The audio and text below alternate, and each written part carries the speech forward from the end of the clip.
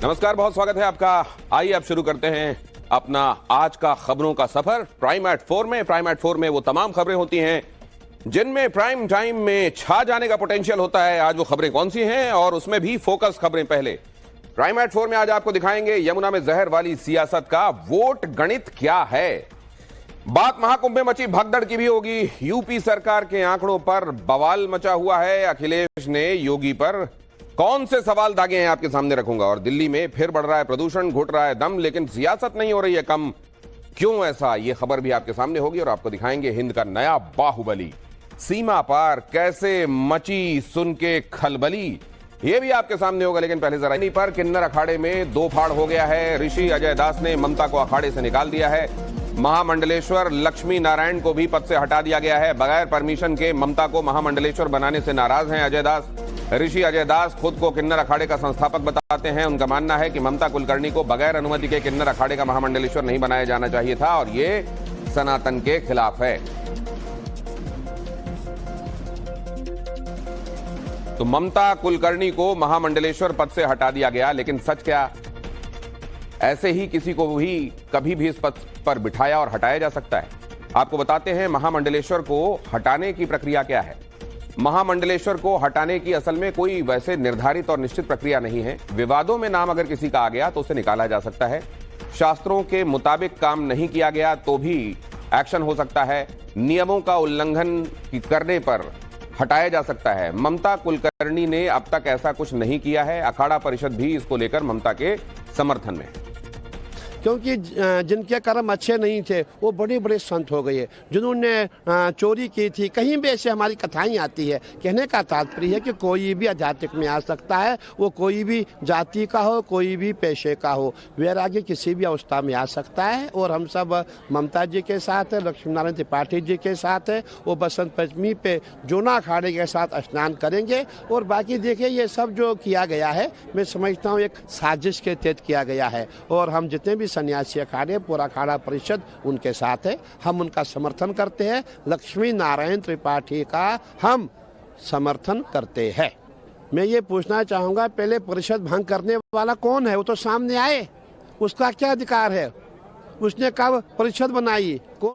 Samajwadi party अध्यक्ष अखिलेश यादव ने आरोप लगाया कि सरकार मृतकों की संख्या को छिपा रही है ताकि लोगों को मुआवजा न देना पड़े। मृतकों के परिजनों को जल्द से जल्द सूचित किया जाना चाहिए और एक सूची जल्द से जल्द सार्वजनिक की जानी चाहिए मारे गए लोगों की। ये सरकार की गलती है और अभी तक चीजों को दबाने छिपाने की कोशिश की जा रही है। जिन लोगों की जान गई है भगदड़ में, सरकार संख्या छिपा रही है।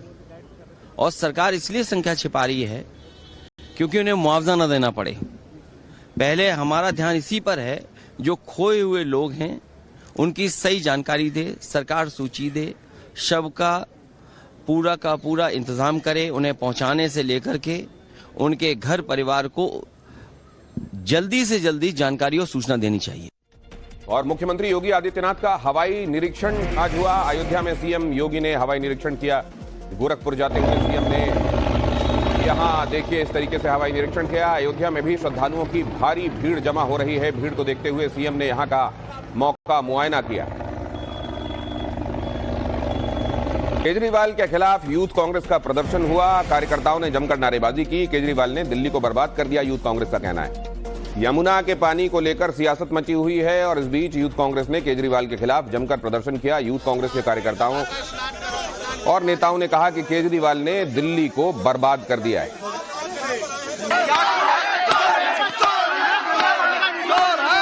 देखिए किस तरीके से यहाँ पर जो है प्रदर्शन की उग्रता आपको दिखाई पड़ रही होगी कि लोग जो है वह पोस्टर, जो अरविंद केजरीवाल का जो पोस्टर है उस पर लोग पैर मार रहे हैं। और ये तस्वीरें हम इस वक्त आपको दिखा रहे हैं फिरोज शाह रोड से, जहां से कुछ ही दूरी पे दिल्ली के पूर्व मुख्यमंत्री और आम आदमी पार्टी के जो राष्ट्रीय संयोजक है अरविंद केजरीवाल, उनका सरकारी आवास है। और यहाँ पर सैकड़ों की तादाद में जो है वह इंडियन यूथ कांग्रेस के जो कार्यकर्ता हैं वो यहाँ पहुंचे हैं और उनका प्रदर्शन लगातार जारी है। यमुना में जहर वाले बयान पर दिल्ली में सियासत तेज हो गई है। केजरीवाल ने कहा हरियाणा सीएम के खिलाफ क्रिमिनल केस दर्ज हो। जानबूझकर यमुना का पानी जहरीला किया गया।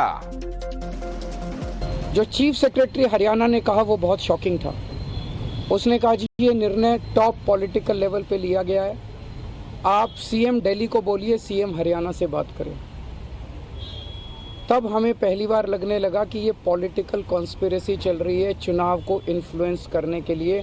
जब चीफ सेक्रेटरी हरियाणा ने कहा कि आप सीएम दिल्ली को बोलिए सीएम हरियाणा से बात करें। एक राज्य से दूसरे राज्यों के बीच झगड़ा कराने का और द्वेष भाव क्रिएट करने का जो कोशिश हो रहा है ये बहुत ही निंदनीय है। और केजरीवाल हारने के डर के कारण वो हार रहे हैं तो उनको भी पता चल गया, इसलिए ऐसे कुछ आरोप लगाते हैं विदाउट एनी बेसिस और गैर जिम्मेदारी से व्यवहार करते हैं। अरविंद केजरीवाल यमुना के पानी में जहर वाले बयान के मुद्दे पर चुनाव आयोग पहुंचे। यहां उन्होंने चुनाव आयोग को जवाब वाली चिट्ठी सौंपी। इसी के नोटिस का केजरीवाल ने जवाब दिया। चुनाव आयोग ने कहा पूरे मामले की जांच होगी और जांच के बाद किसी निर्णय पर पहुंचेंगे। आज से संसद के बजट सत्र की शुरुआत हो गई। राष्ट्रपति द्रौपदी मुर्मू ने संसद के दोनों सदनों को संबोधित किया। राष्ट्रपति ने केंद्र सरकार की उपलब्धियों को रखा। राष्ट्रपति मुर्मू ने कहा आत्मनिर्भर कृषि व्यवस्था हमारा लक्ष्य है।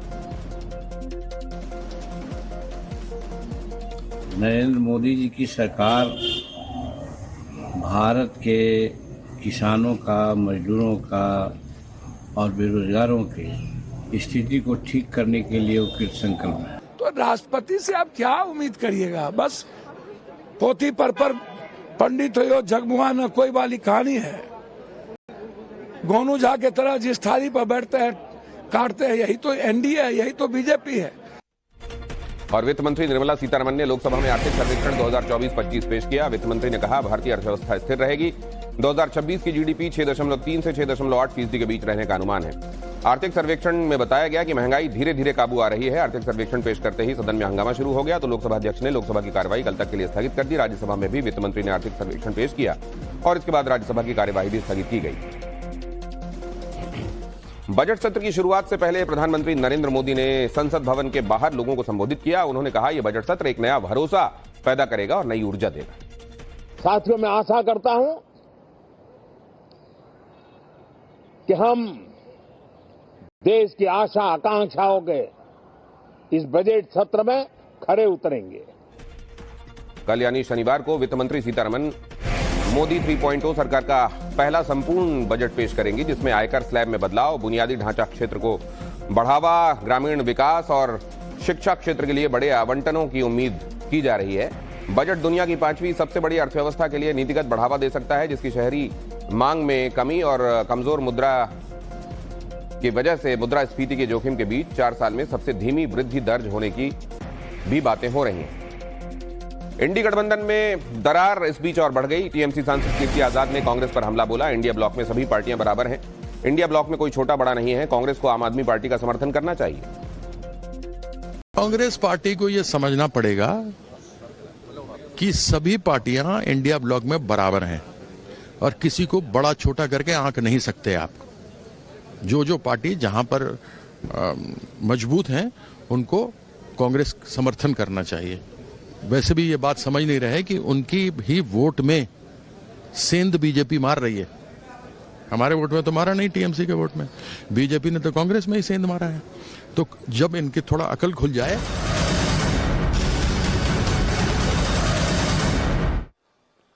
ये भी तेजी से पूरी होगी। दिल्ली देहात में खिलाड़ियों के लिए अनेक संभावनाएं हैं। आपदा ने तो आपको स्पोर्ट्स यूनिवर्सिटी के नाम पर धोखा दिया है, लेकिन भाजपा सरकार यहां खिलाड़ियों के लिए उत्तम से उत्तम बेस्ट सुविधाएं बनाएगी। साथियों, भाजपा कर्मचारियों, व्यापारी, कारोबारियों, मिडिल क्लास के हर परिवार की हितैषी है। मिडिल क्लास को घर खरीदने के लिए भी भाजपा सरकार मदद दे रही है।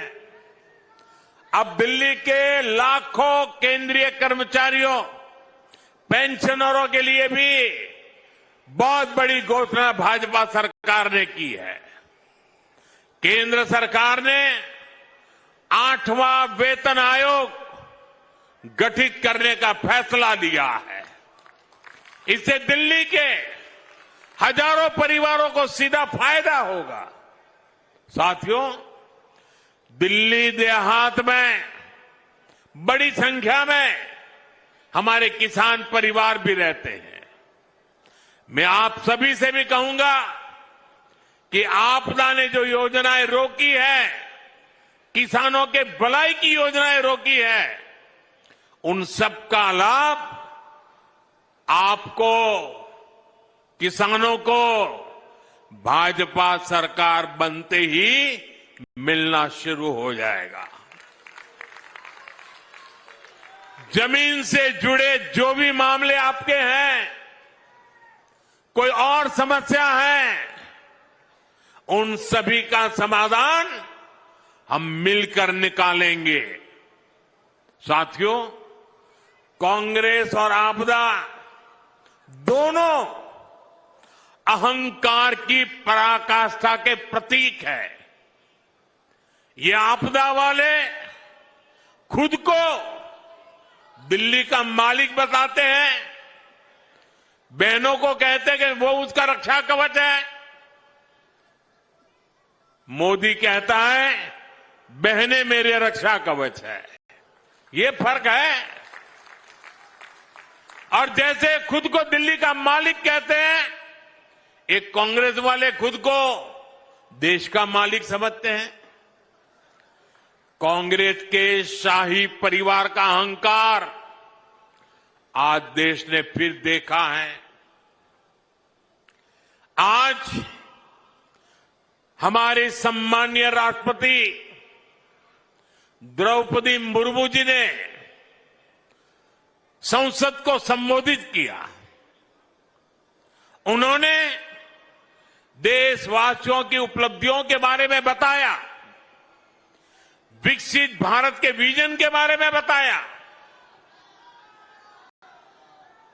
और हम समझे द्रौपदी मुर्मू जी उड़ीसा के जंगलों में आदिवासी परिवार से निकल करके यहां पहुंची है। उनकी मातृभाषा हिंदी नहीं है, वो उड़िया भाषा में पली बड़ी है। मातृभाषा न होने के बावजूद भी उन्होंने बेहतरीन तरीके से आज संसद को प्रेरित किया, भाषण दिया। जल्द मिल सकते हैं 26 राफेल एम लड़ाकू विमान। भारत फ्रांस के बीच अंतिम दौर की बातचीत जारी है।